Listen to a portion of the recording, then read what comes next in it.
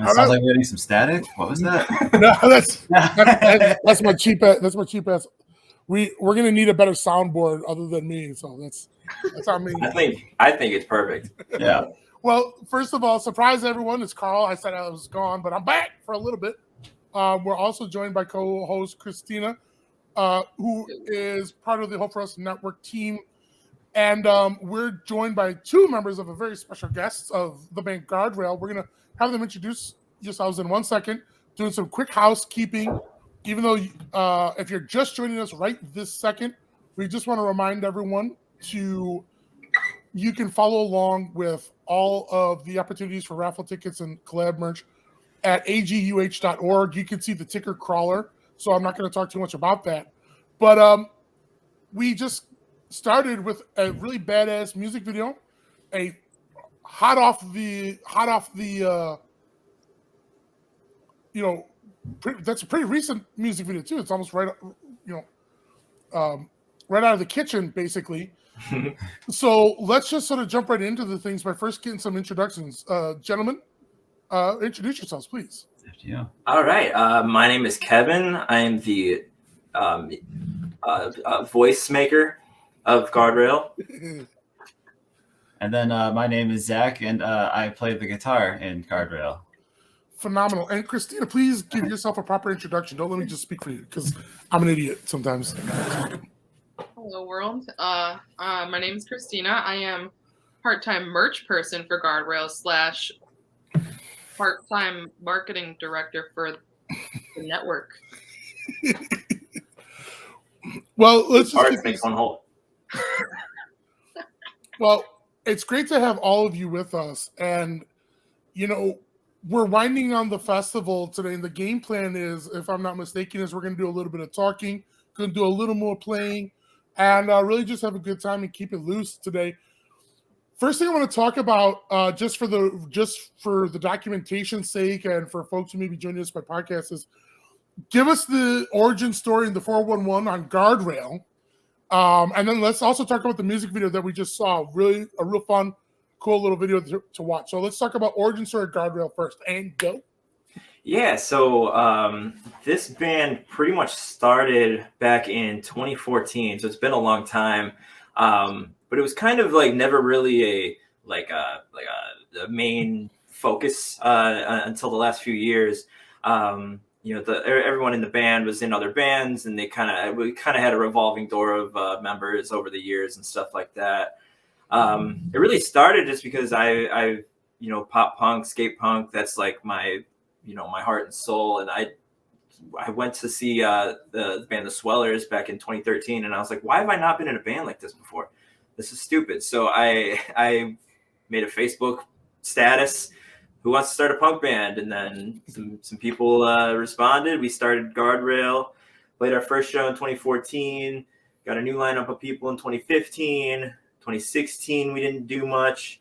2017, we got a new lineup. And then 2018, we solidified the lineup we have now. And 3 of the 5 of us are not here because one has COVID, one just got over COVID, the other has some wild bronchitis. So we're the ones that are surviving right now.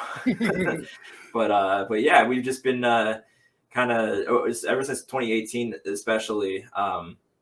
We've just been going as hard as we possibly can in our old age of our early 30s, and here we are now. Super. I love that.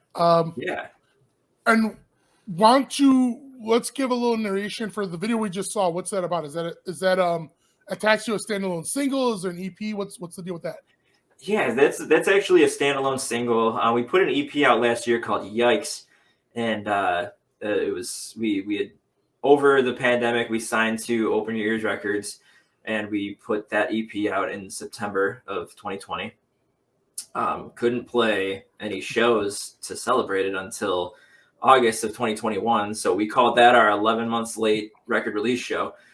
And this song was just, we hadn't put anything out this year, and, we're working on a full-length album right now, but that was a song that we've had written, but just never properly recorded, and we're going to maybe put it on our album that we're working on right now, and we just decided, you know what, let's throw a song out there. This one's already done. It's been done. Let's get it out there. We've been playing it live longer than most of the songs on the Yikes records. So we just, we properly recorded it, put it out as a single.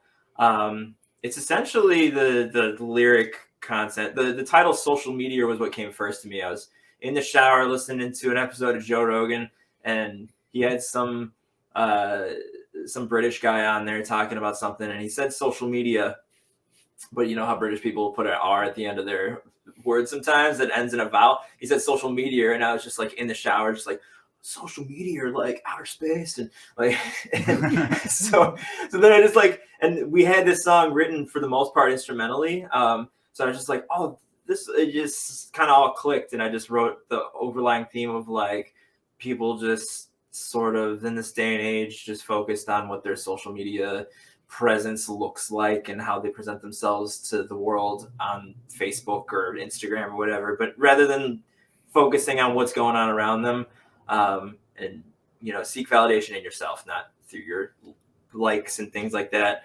And that's a topic that's been covered 1,000 times, but this is our take on it. Gosh darn it.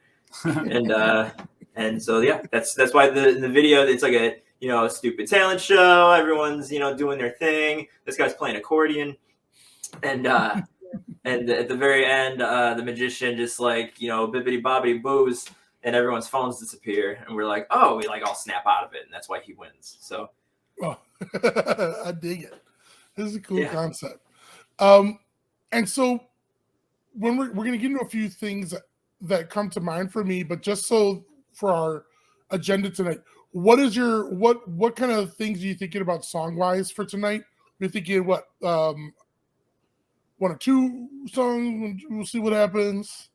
I mean, we're at a point where we're prepared to do almost 10 if we need to be, because we weren't sure what the interview part was going to be like, and we're not great at just talking like aimlessly. So we were like, well, let's just have a bunch of songs ready to go. Yeah, but honestly, I love I've been watching a bunch of the conversations of this thing all weekend, and it's been pretty cool. So I mean, we're down to talk, we're down to play, we're down for whatever. This is just going to be a little party. Well, I want to give a half second, Christina. I don't know if you had a question you wanted to jump into. Yeah, let's get going with the hard-hitting questions. Yeah. I guess something that I don't know, during COVID, well, I guess we're still in COVID, but during the beginning of COVID, like, since you guys started focusing more on the band, like how was that, like, you were like, all right, we're going to be all in, but then, COVID puts a stop to everything. So how did that work out for you guys? It was definitely a bit of a punch in the gut for a bit here, because we were just kind of, everything was so uncertain for so long. It seemed like, okay, we got a couple weeks off of, working at the office, and, we'll get back into the swing of things. And that took forever to happen. But we put out 2 little standalone singles in 2019. And then 2020, we were going to release this EP, Yikes. We recorded it at the end of 2019. We had the album art was kind of being finalized. We were just kind of waiting on the final mix.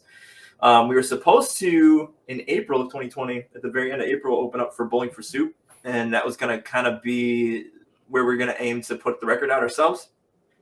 And that was going to sort of be our pseudo like record release show. So that was kind of the plan at first, and then everything kind of imploded. So we were just like, well, now what? So we actually, to record the record, we did an Indiegogo to help raise some funds. And one of the things was just like, whoever contributed got the first mix of the record, just first listen, And, one of the guys that contributed is a guy named Neil, who's an internet friend of ours, and he works with Open Ears Records. He kind of helps scouting out bands and helps, with some kind of PR stuff and things like that. And he was like, "This is pretty dope. Can I pass this along to the guys at the label I work for?" And I was like, "Of course.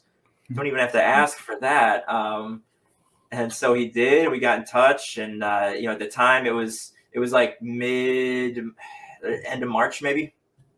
We were just like, all right, you know, I got in touch with Adam from Open Your Ears, and he was telling me, he's like, I don't like to sign a band until I've seen them live. So maybe we'll try and work out. Maybe I can fly out for that Bowling for Soup show or something like that. And do you mind? You know, I know you guys were kind of thinking about putting the record out. You know, do you mind like sitting on it? We're like, yeah, this is what else are we doing? Nothing.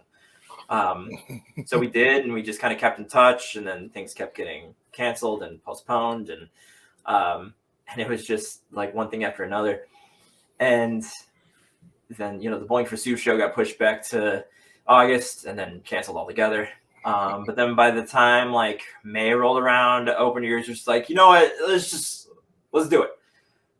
Like, cool, let's put this record out. So then, you know, we got the artwork finalized and figured everything out, got the vinyl printed and everything, and we ended up putting it out in September. So honestly, like with us not being able to play shows or, you know, do that whole aspect of it, it was a very productive quarantine that we were able to actually secure that deal and actually do something. Take another step when a lot of bands, a lot of our peers weren't able to, or ended up taking steps back, or, you know, some bands split up over COVID, and it was a bummer to see. But it you know, given the circumstances, it was nice that we were able to kind of, you know, do something like this and get this out there. And we put the record out, and it you know, turned some heads. We got, you know, some positive feedback from people from all over the friggin' world. So it was cool. We couldn't have asked for that. I mean, we could have asked it for it to go better, but given the circumstances, it was the best thing that could have happened given the circumstances. And so now that we're able to kind of play shows, we're still sort of like tiptoeing into it. We've only played I think 4 proper shows, you know, since August. Yeah. And we're just kind of trying to see what happens now. We're we're still getting used to playing live too. Like, there's a couple of those shows that we played, I was just like, I'm like, I feel rusty. Like, I'm not used to this feeling anymore. It's starting weird. to get butterflies. Like, it was my first time again. Like, oh man, like what happens when we go out there? Like, we just start playing the notes, right? Like, Coming like in 7 bands. I mean, still. Yeah, I know. I've been playing bands for half my life, but I was still like, this is the longest. It was, I had counted 533 days between the last show before COVID and the first show we played after the quarantine and everything. So, and I was always super grateful. The last show that we did was the day before the lockdowns went into effect. So we always just had that kind of nice little like cap right at the end before the world was over. Yeah. And it was one of the weirdest shows ever because nobody was there. There was this just electricity in the air. Like, so this is getting pretty bad, huh? Wonder what's going to happen. Nervous laughter. Yeah. Well, Yeah. I guess I'm sure I must be the 10,000 asshole to mention, like, Yikes has got to be, that's a pretty perfect fit for 2020. It's so funny because I had that title like picked out way before the pandemic and everything, because the record has kind of an overlying theme of like, I turned 30 in 2019, so it's just kind of a like, yikes, I'm 30. Like am I like where I wanted to be? You know, looking back as a child, thinking where I would be when I got to 30, like just sort of that. It's the overlying theme of being 30 and just in this day and age, just being like, yikes. And as someone over 30 right there with you, that was an accurate, it's like, yikes. That's definitely good. And I think it's a good way, you know, we don't have to do a whole preamble. Let's take a moment and jump into some songs with that. But before we do, COVID Kenny says hi. Oh, yeah, we got a little shout out there. Tell Miss you, babe. Hope you're doing well. Drink your water. I hope your smell comes back soon. Yeah. Your smell or the things that you can smell? Both. We just miss having a scent around his musk. Oh, that's sweet. I love it. Well, you guys take the floor. Network, why don't you let's give them center stage. I don't know if that's possible, but Yeah, there you go. All right, let's go. All right, well, this is the song in the music video that you just heard, except quieter. It's called Social Meteor.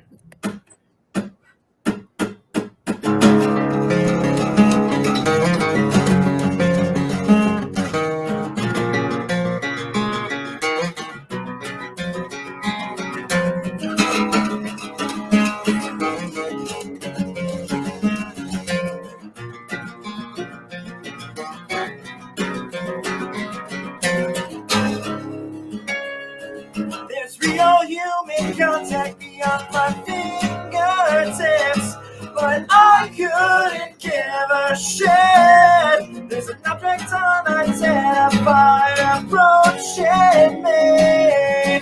It's just my self-doubt and uncertainty. Why can't I come back down? I'm stuck in this stratosphere. Lack of satisfaction left me stranded up here. How should I know what they expect from me? I'll just write another paragraph and run away from my Houston. We don't have a problem anymore, 'cause I got what I came here for. But once the validation fades, I open up the rest you pay. Oh wait, is this outer space or cyberspace? Why can't I come back down? I'm stuck in this stratosphere. A lack of satisfaction left me stranded up here. How should I know what they expect from me? I'll just write another paragraph and run away from my fear.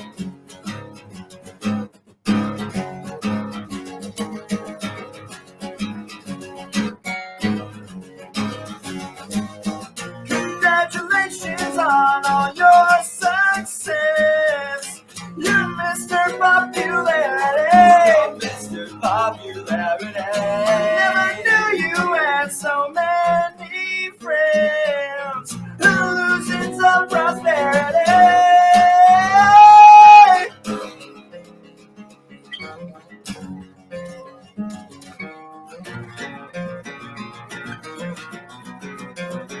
Why can't I come back down? I'm stuck in this stratosphere. A lack of satisfaction left me stranded up here. How should I know what they expect from me? I'll just write another paragraph and run away from my fear.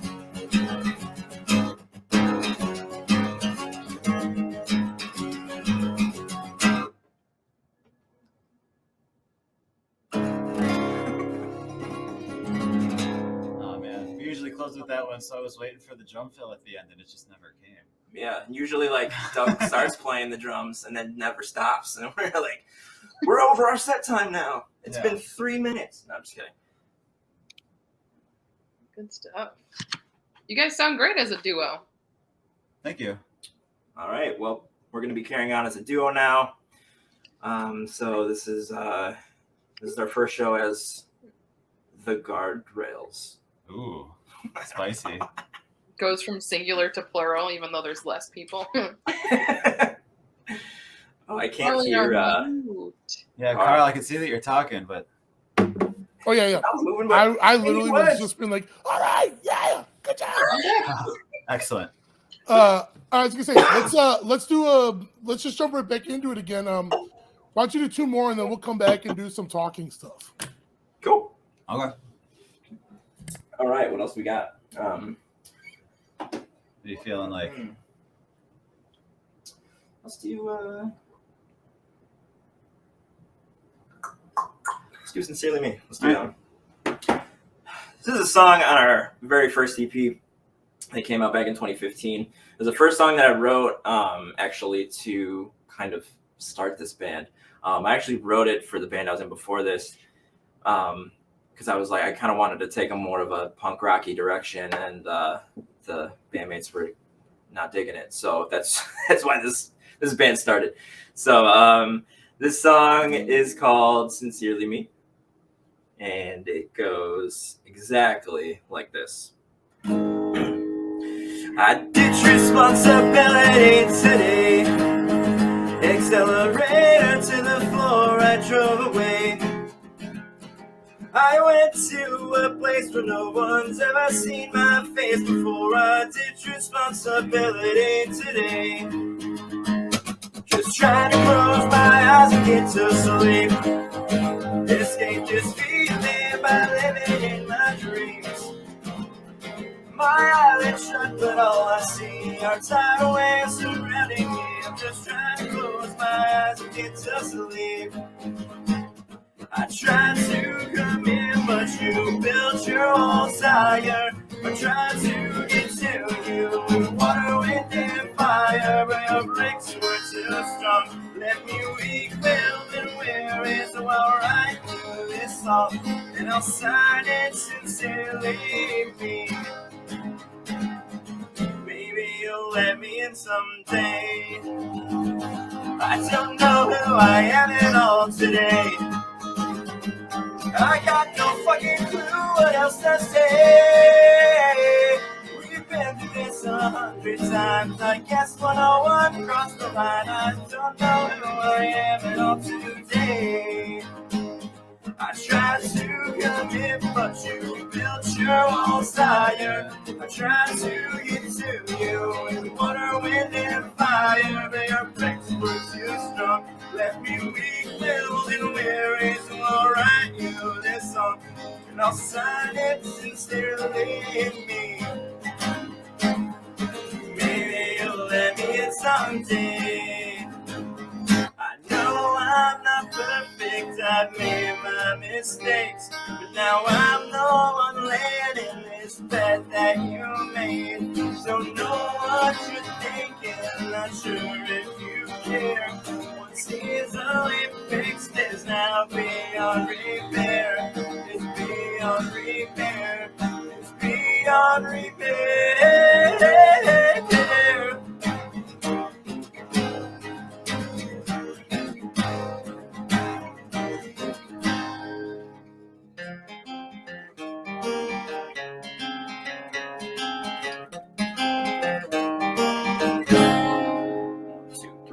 Ditch responsibility today. Ditch responsibility today. I ditch responsibility today. I tried to come in, but you built your own fire. I tried to get to you with water, wind, and fire, but your brakes were too strong. You left me weak, willed, and weary. So I'll write you this song. I'll sign it sincerely. Your brakes were too strong. You left me weak, willed, and weary. So I'll write you this song, and I'll sign it sincerely. I hope you never let me in. Sick. Alrighty. Another song. What else do we got? These are the songs. Let's do Hey Johnson. Hey, okay. It's just because I'm in love with it right now. Hell yeah. We're going to do a cover song. I do this at every one of my solo acoustic shows that I've ever done. And I learned it on Thursday. And he learned it on Thursday. So this is just a song that I love from my youth. And it's a perfect song. And it goes like this.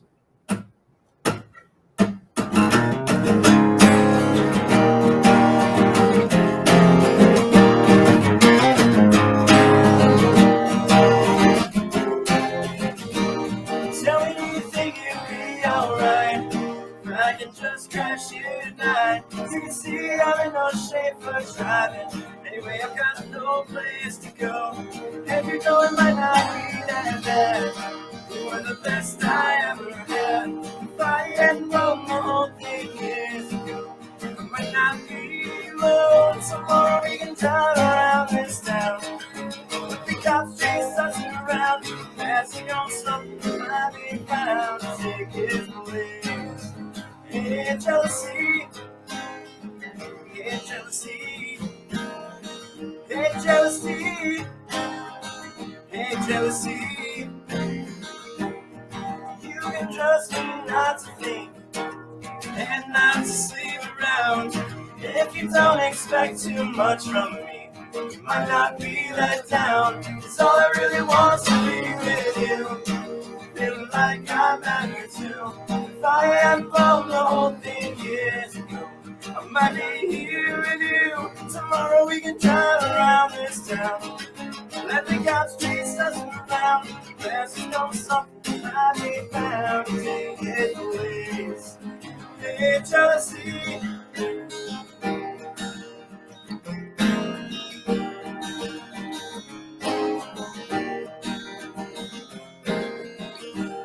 Tell me, do you think it'd be alright if I can just crash you tonight? You can see I'm in no shape for driving. Anyway, I've got no place to go, and you know it might not be that bad. You were the best I ever had. If I hadn't blown the whole thing years ago, it might not be alone. Tomorrow we can drive around this town, let the cops chase us around. There's no something might be found to take his place. Tomorrow we can drive around this town, let the cops chase us around. There's no something might be found to take his place. Hey, jealousy.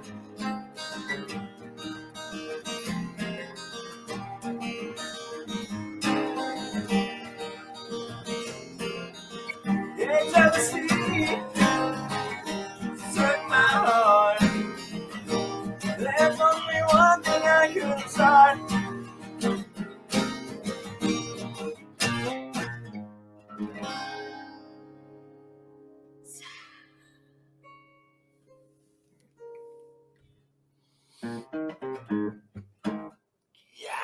Oh, I got the lights. Yes. Oh, Whoa. Yes. So That first off, let me tell you Alright. something. You know, that was one of those songs. Thank you for that cover. Okay. Well, thank you for both songs. Sharing the love. Jack's loving it. But that cover was one of those songs that, you know, when it was on the radio, it was kind of dismissed it because it had a pretty aggressive rotation. So it's kind of like after a few months, you'd kind of be like, and this is, I'm showing my age, obviously, but us 30 plusers, you know, it was kind of one of those songs. You're just like, all right, you know, but hearing it now, especially in your rendition and delivery, freaking touching the heart, man. It's some good shit. Good shit. nice. Love it. It's just one of those songs. I'm like, man, it's just a perfect song. There's just nothing wrong with it. I wouldn't do anything differently. I mean, I just shortened it for acoustic's sake because it is kind of long, but like, damn, yeah. I'm glad you liked it. I'm glad we played it for you. You know, it's kind of wacky how like maybe it's like a double curse. You know, it certainly had its success in the radio and da-da-da. So you just sort of like start your program and you lose the value of the song. You're just like, oh, this song, right? Mm-hmm. But you guys taking it and it's kind of like dusting off, spit shining it, reappropriating it. Way more appreciation for one, the song, instrumentation, but the lyrics too. I was sitting there being like, fuck yeah, I'll be driving around this town. You know, so, I mean, just your delivery was great, guys. That's awesome. Good stuff. Thank you. Good Thank you. stuff. Thank you so much. Something that you kind of touched on in the start here that I want to dive into a little bit, and I was glad Christina asked about it. So you've been playing a lot in a lot of different bands. Could you kind of, just for, I think, the record, sort of talk about your sort of, both of you, your sort of musical journeys a little bit? You know, sort of early, like what got you into this shit, music wise, and you know, yeah, just go there. All right, you want to start? Sure. So I started playing music super young. My parents, bless their heart, they got me a drum set when I was 10 because my older cousin played guitar and I really wanted to play in a band with my cousin. But a few years after that, he stopped playing and I just never did. I picked up bass and guitar soon after, and I've been playing in bands since I was like 13 or 14. Started off doing punk and then metal and then weird post-hardcore, and then I also make hip-hop. I went to school for audio production. I was working in a recording studio for a while. Really have touched most genres at some point or another. and this is just the thing that I do. I don't think that when I started playing when I was a kid, I would have thought that 20 years later, more than 2/3 of my life, this is the only thing that like keeps me going. Yeah. For me, I got a guitar for my 8th grade graduation from my grandparents. And then kind of started taking some little guitar lessons and stuff. And I just really wanted to, I really wanted to learn how to play. My first kind of like my first love was punk rock. It was mainly because like the first band I fell in love with was Blink-182, and it was just because I was before that into just like the pop music. You know, my first show ever was the Backstreet Boys when I was like 10. Nice. And you know, I was into that, and then like even just all the stuff that my dad listened to. You know, Metallica, Alice in Chains, and things like that. They, you know, they all seemed like such larger than life people. Like they were some sort of god. You know, Steven Tyler up there in his friggin' feather boa, whatever. That like you had to be like Steven some Tyler, he said. Sure, yeah. Some fucking like he's not an actual person. Like he's a fucking demigod or something. And but then like I saw Blink on TRL, and they were just like naked and like just fucking around. And I remember there was one TRL episode where they were doing like a bike race through the TRL studio, and Tom goes, "Who's this guy next to me?" And they're like, "That's Mark, your bandmate." And he's like, "Can I get a new one?"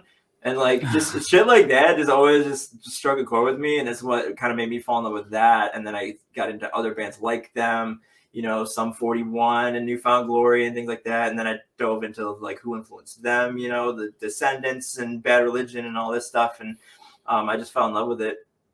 So then the more I was picking up playing guitar, the more I wanted to actually play, because I was like, well, if those guys can do it, like that means anyone can at least give it a shot. So the first band I ever started was we were 16. Me and Ken from Guardrail, Kenny COVID, he and I started a band called Mandatory Option, and we were kind of just like all over the place genre wise. Like we had one song that sounded punk, another that was like a blues song, another that was like it sounded like a Black Sabbath song. Like it was just all over the place. So we did that like for basically the rest of high school. And then Ken and I have just been playing in bands together ever since. I think Guardrail is probably the 4th or 5th band we've played in together. And then we kind of just kept at it. We tried this genre. We kept trying to do like hard rock stuff, because we were kind of into a lot of different kinds of things. But like we just couldn't find the right people for it. And then I had started Guardrail right around the same time. I joined a metal band called El Famous, and so I was playing in that band for a while, with Guardrail kind of on the side. Just that was my side like punk rock outlet for a while. And then you know, then I wasn't in El Famous anymore. I kind of picked up Guardrail kind of where it was, and was like, all right, this is my focus now, and here I am. So it's been a kind of a long journey, but I'm here. Very cool. Very cool. See, I don't know if I saw you. Am I on mute? I didn't know if you had a question. I was gonna. Me? Yeah, I didn't know if I cut you off there. Oh, I'm just listening. Okay, cool. So wondering, before we jump into some more songs here, we at the festival, we love just talking about, you know, this is a celebration of self-expression and things like that connect us with communicating our mental health and going down these lines. I think it's interesting. So for you, what was kind of a thing with the music that you're going in when you're performing? Is it kind of, you like the recording part, but the live part, what does that kind of do for you personally? You know, I mean, everyone kind of has their own take on like performing live, and we kind of talked about it with COVID shutting that down, and you had the 500+ day countdown. But you know, does the live part like give you a spark? Is it kind of like it's just part of the territory of doing the music, or how does that kind of work with you? Especially as we're not out of the pandemic, but we're kind of like just toe teasing a little toe teasing of getting into reality, a normalcy. So like, what does the live thing mean to you guys?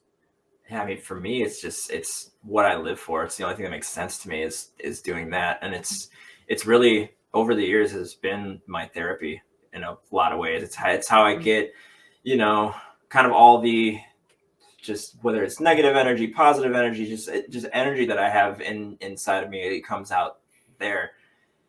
And it was not a good time not being able to do that. It was, I kind of didn't know what to do with myself for the longest time. And, you know, writing and recording and stuff is a lot of fun, but like for me, it's just the whole show, the live music aspect of it, even just going to a show, not even playing, just going to see some bands that I'm either friends with or just bands that I'm a big fan of, or even just bands I've never even heard of before. It's just like, it's always like, I'm where I belong right now. Like just in a music room with music playing, whether I'm playing it or I'm just watching someone else play it.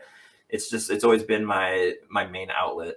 But yeah, that's about all I got to say about that. I'm very much in the same boat where for me, performing is just, like you said, is the ultimate therapy. And like just being at shows, I feel like every time like I go into some sort of weird trance when I'm on stage where I'm so hyper in the moment that like there is literally nothing else. And like, it's the most close I've ever been to Zen.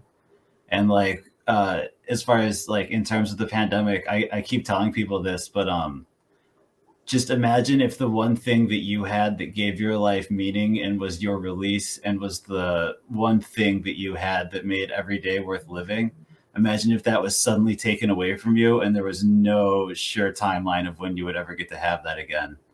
And that's what the pandemic has been like for me, at least personally. I know a lot of other people feel like that. And so, yeah, just getting to have that back and getting to do shows again and be at shows has just been, it's like you said, the most like, this is where I belong. This is what I do. This is all that matters.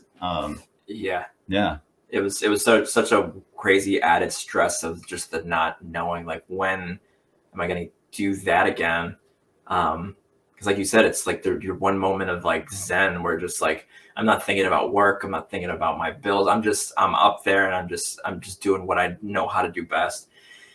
And that first show back after 533 days was just like, it was too much for me to even like process or put into words. It was just like, it was such a good show too. There was like a solid turnout. People were just like having a blast. All the bands that we were playing with were just outstandanding. And I feel like I had an afterglow for the next 2 weeks after that show. It was transcendent. Yeah, exactly. It was, I just felt like myself again for the first time in, a year and a half. It was, that's honestly the best way I could put it. Yeah. That's a beautiful thing. And, I want you to, you're clearly saying it for legit, but I want everyone listening right now, and if you engage this content in the days after, we're doing this festival of self-expression, and there's some folks as we're putting it together who have talked to, and it's hard for them to reconcile and understand what we mean by that when we're a full-blown dedicated to mental health and suicide prevention organization. And so they're like, oh, so this is just a fundraiser? Like, no. This is essential to mental health. And it's because we're never able to necessarily appreciate, or we often want to minimize the way mental health works. And so we think it's only got to be talk therapy, it's got to be hospitalizations, that's mental health, and classical clinical diagnosis, that's mental health. But when we get into the form of talking about these things like painting, dancing, singing, talking about our creative energies, people can unintentionally minimize the fact that this is as much a part of communicating, embracing, and experiencing our mental health as the other parts that maybe have a more crystal clear application, such as therapies and medications and things like that. It's not your imagination. You talk about being in Zen, but like being in, the art of Zen, right? And focusing is trying to get yourself to distill to a point at which you're not focused on the hour after or the hour before, but centered in the moment. And yeah, if you, based on just what you're saying, I could extrapolate to that to see that the moment of just being focused on that one song, whether it's a matter of keeping the timing or just being in the sensory part of it, the music and feeding with the audience and back and forth, that's not just qualitatively good for you, but that is actual legitimate, like at a medical level, is legit your mental health, like in connection and in process and in that balance. And I just want to double validate that, everything you're saying, these should not be taken lightly. That's absolute legit. And I think sometimes we rob ourselves of that validation. You know, people could be dismissive of when you guys say, and Christina has shared that going to a live experience, a live event, performing or being a part of it, people will say that, and there's others who, because they're not able to connect with what that means, they're just like, oh yeah, well, you know, I want to go and eat publicly. Okay, fine, going to a restaurant can mean something, but for people, lots and lots of people, scores of people, that live venue experience, the live music, the interaction, the energies together, that is not just some simple thing to be dismissed. That's some legit, very powerful part of sustenance and nourishment to your mind and being. And I'm glad you're able to talk about that. And I just want to double underscore that that's real. That's not your imagination, and it's not just, you know, you don't have to minimize it. That's so cool that you're able to talk about that. Yeah, and the other thing too is just like the being around the community itself as well. Just like you know, most of my friends and people that I consider like being close to me, most of them I would not know without being in this music scene and playing music. Like, I wouldn't know this guy. Yeah, we wouldn't know each other. You know, I wouldn't know you guys. I met Christina online in a fucking podcast music group for the Lead Singer Syndrome podcast. So it's like so many degrees of you know, just connections in my life I would not have had it not been for me playing music and picking up a guitar at 13. And it's crazy when I think about it. Yeah. It's I don't know, it's pretty wild. Just I was just thinking about that while you guys were talking. It's just like, you know, it's a really unique experience and feeling when you're like in the same room as a bunch of people who are like willingly there for like the same reason. Like, people would always say to me like, oh my gosh, you go to a lot of shows. And I'm like, yeah, well, that's what pretty much kept me alive pre-COVID, because like you said, it is therapy. And I don't know, it's just a nice like release getting to go to shows and like meeting up with your community and everything. So totally can relate to that. It's the same thing as like church. This is my religion. We all come and we do these rituals where we sing these songs together, and everyone's there, and I get to see everyone once a week, and it's wonderful.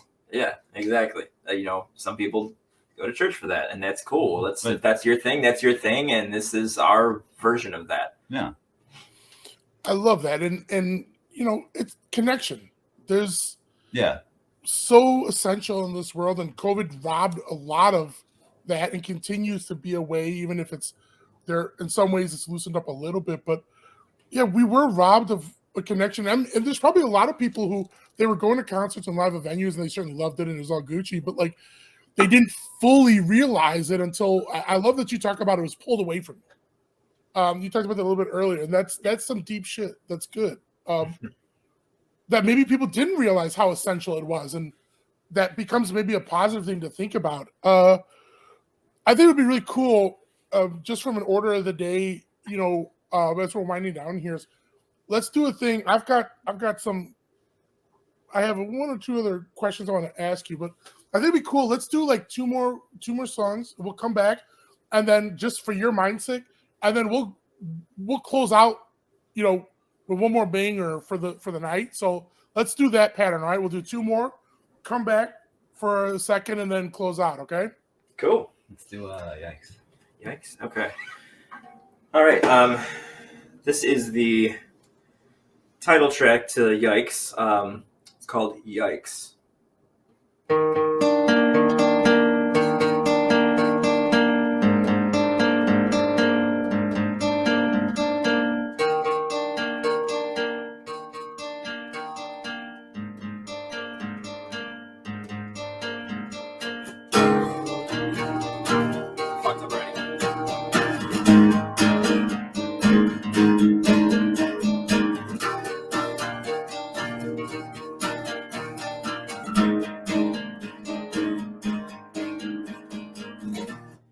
Time has come to say something significant, but I've been losing my voice, so maybe I'll just whisper it. I'm no good and you're no better. Let's go telling wake up, you gotta snap out of it. You're so much better than you like to admit. Don't worry now, don't worry now.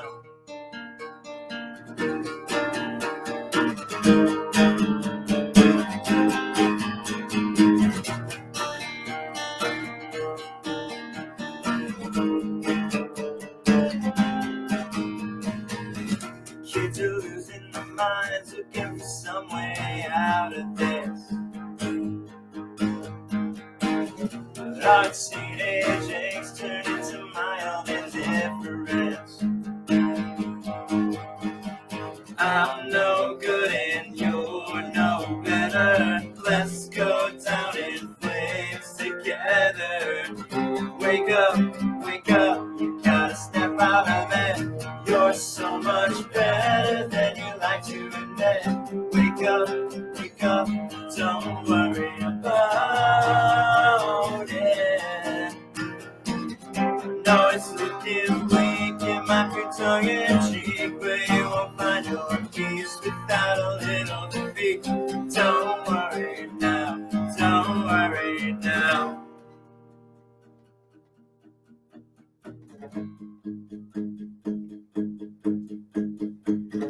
Don't worry, don't you worry now.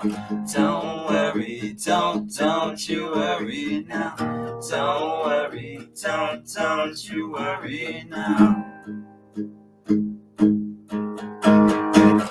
Wake up, you gotta snap out of it.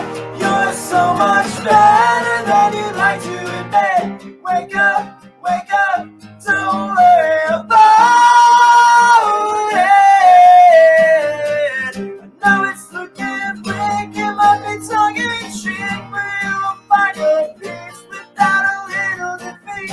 Don't worry now, don't worry now. Don't worry, don't you worry now. Don't worry, don't you worry now. Sick. What do you know? I don't know. I've been calling him. Are you screaming? Sure. All right. This song is about being old and not being able to drink as much as you used to when you were in college. It's called Screaming Bloody Mary.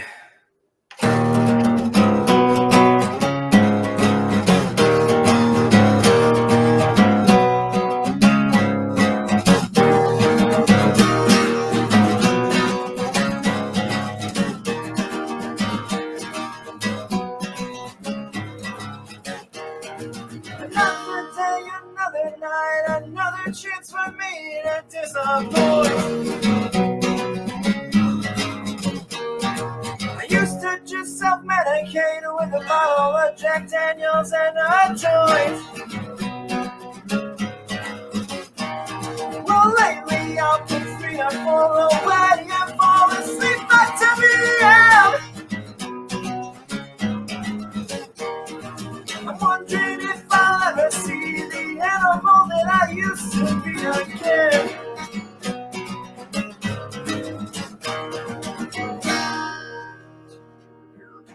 This body's growing old, I'm losing all control. I'm one and done, it's not okay. Whoa, I just can't make believe this is the real game. These days it's easier to say no thanks, I'll do it now. No thanks, no thanks, no thanks, I'll do it now. No thanks, no thanks, no thanks, I'll do it now. 1, 2, 3. What happened to the days where we get fucked up till the sun would show its face? Every drop of alcohol will make sure that good times did not go to waste. Lately I've been struggling to hold on to what's left of my youth. I can't hang like I used to, I'm beginning to accept the fucking truth.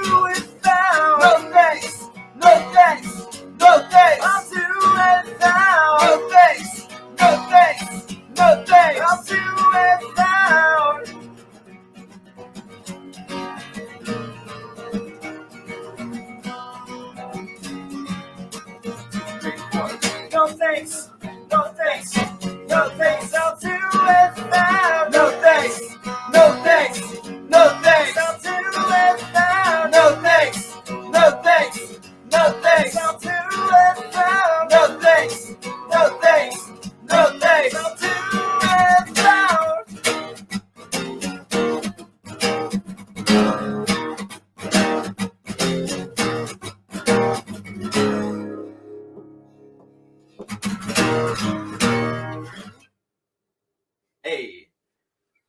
Kind of stumbled through that one, but we did it. I forgot what we said that we were going to do. Yeah, we changed up that little, the little bridge part, but that's fine. We did it. I'm not used to playing guitar and singing. I'm usually like, I don't know what to do with my hands. And I'm trying to figure out what the hell Ken plays all the time. It's wild. Well, forgive my ignorance. I'm sure Christina knows the answer to this, but what are your traditions? So when you're fronting, you no instruments for you, and then what are you doing on? I do a lot of the rhythm guitar stuff. Oh, okay. Ken takes a lot of the leads, so like every now and then I'll have to like learn them and be like, oh no, what is he actually doing here? I go dun dun, and he does a whole bunch of stuff. I never thought about it. Yeah, and I gotta do everything that I don't do on stage. So. Yeah. Well, that's cool, man. I mean, I had a personal connection with Bloody Mary. Justin, I did get to a point for myself where I was, it was kind of like realizing your superpowers are like being diminished. If it was a Marvel movie, where you realize, so yeah, you have 3 beers and you got a headache the next morning. You're like, what the hell? I used to have a 12 and be fine the next day. I'd just take some Tylenol. No mas.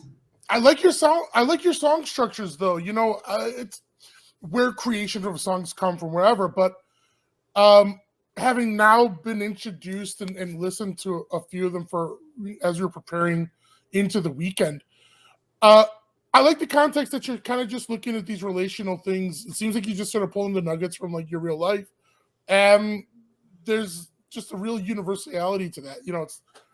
It's a lot of fun. Is that kind of, do you have, this will be the James Lipton part of the interview, like for your song creating process, what's the creative trajectory? Is it kind of just whatever falls out of your ass, or do you kind of have like a conscious way you want to? Because you talked about in your earlier bands, the sound was all over the place. A blues song and this thing. How's the song making structure for you inside of Guardrail? Well, these days it's in my previous bands I didn't do a ton of writing. I did some. The first band I didn't really write much. The one that was all over the place. I bass ended up. I don't think I touched it. Bass became my main instrument. So I've only ever played bass in bands. This is the first band I've ever been in where I just sing and I don't have an instrument on.